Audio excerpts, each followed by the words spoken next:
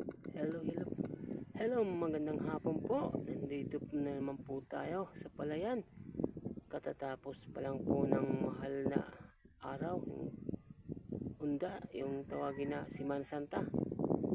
Ito naman po tayo. Gala-gala naman po tayo sa mga palayan. Kasi itong lugar po na aking laging pinupuntahan, malawak naman po ito.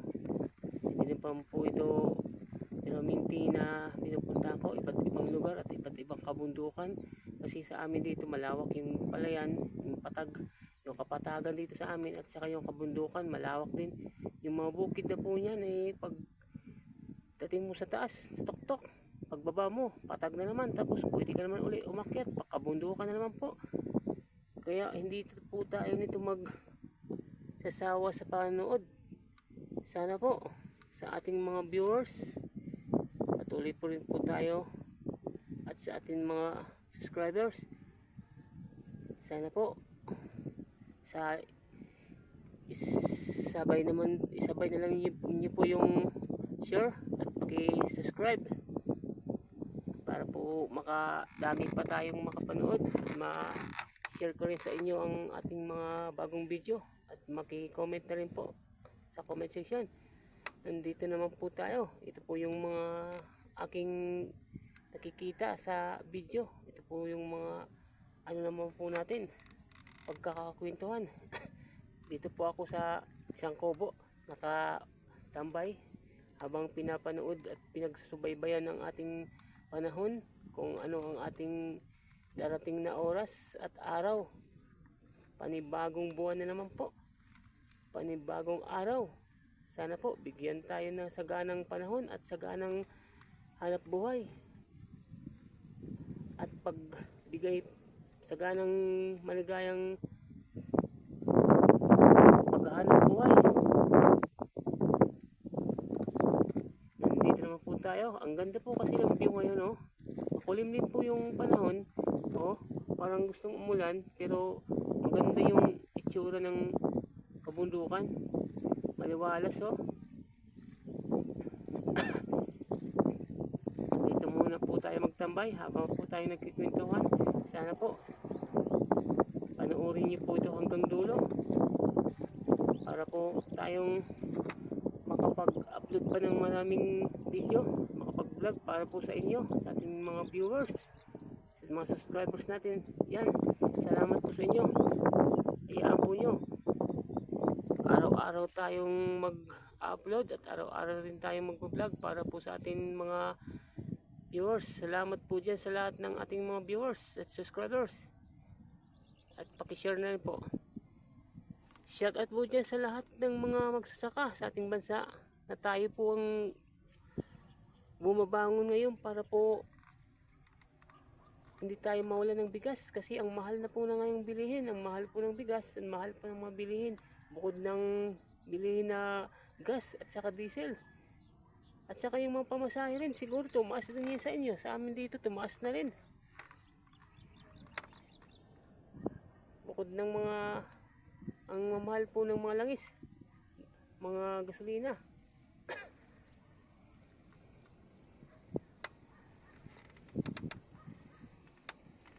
Patuloy po lang tayo, huwag tayong mawala ng pag-asa. At ang ating mga kababayan dyan, patuloy pa rin umaasa sa mga palayan at sa mga magsasaka dyan. Tayong gumagawa ng paraan para maka-produce tayo ng makakain natin ng bawat Pilipino. Tayo po ang gumagawa ng bigas sa mga tao, sa mga ating kababayan. Kaya sana po suportahan po tayo ang ating mga farmers dyan at ating mga magsasaka, mga pabundok man yan o mapatag. Sana po tayo ang gawin nilang ehemplo.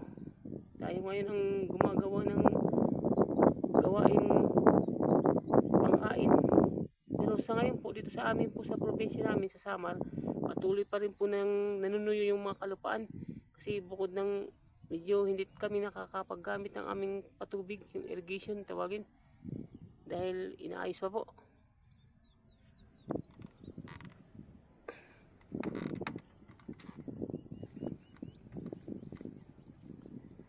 Sana po tanggiligin po yung video kong ito. Pinapakita ko po yung ating mga magsasaka, yung hirap ng aming pinagdadaanan dito sa palayan.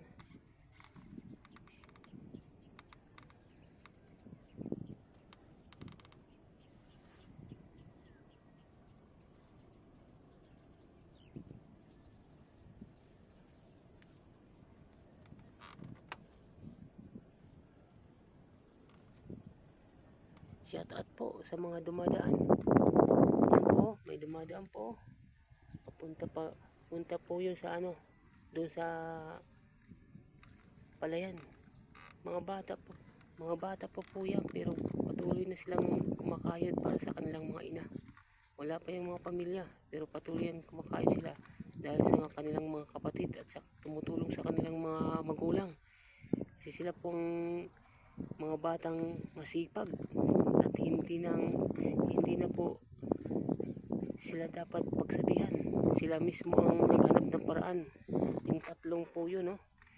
Masisipag po yan. Kaya shout out sa kanilang tatlo.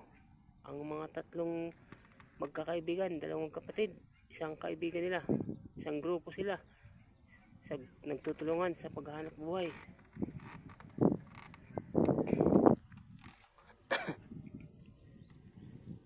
Kaya hintay lang po tayo ngayon hanggang saan itong panahon na darating. Kaya huwag tayong bibitiw, tiyaga lang tayo, tiyaga. Patuloy natin iahon ang ating kahirapan. Tag-init na, kaya gawin natin ating makakaya araw-araw.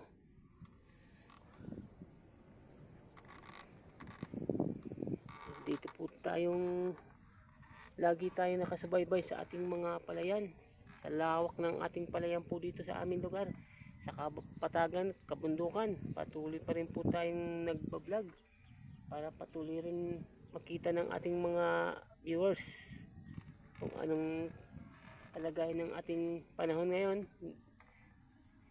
Patuloy tayong mag-update sa kanila.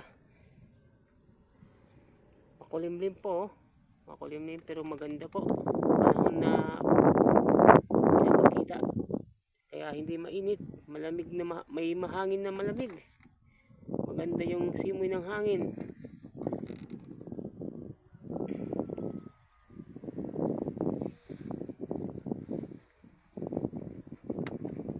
Marami pa rin ditong umaasa sa palayan. Yun ang talagang hinahanap na yung mga tao dito, yun talagang hinahanap na panahon ngayon na taghirap. Bigas, kahit walang ulam, basta may bigas. Kasi sa amin dito, kahit wala kang ulam, kasi may mga gulay-gulay sa amin dito tinatanim at saka kusang tumutubo, okay na, buhay ka na. Basta may bigas ka lang, makakapanghanap ka rin ng pera sa kahit saan na paraan. Kapag mayroong pag-asa na lumapit na pagkakakitaan, pagkakagawan ng paraan na trabaho, makakabili rin konti-konti ng masarap-sarap na ulam. Importante, bigas po ngayong panahon ang ating kailangan sa mga bawat taong hinanglan ng pagkain.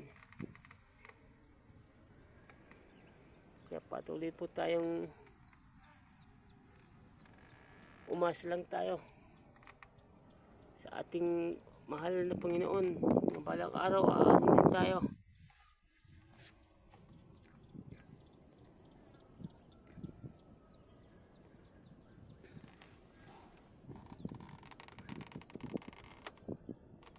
Ito yung mga puno at saka kabundukan.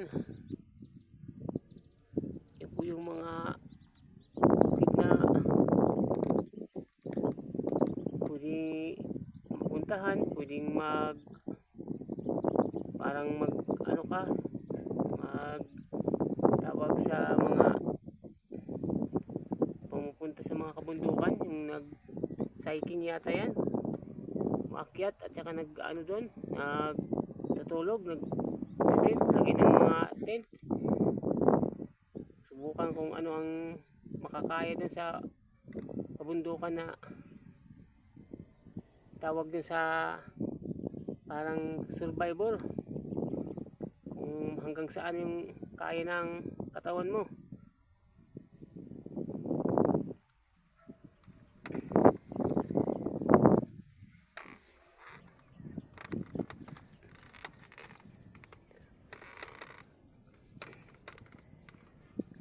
Sige lang tayo na maghanap buhay. Ganun kaya natin to iahon sa ating kinabukasan.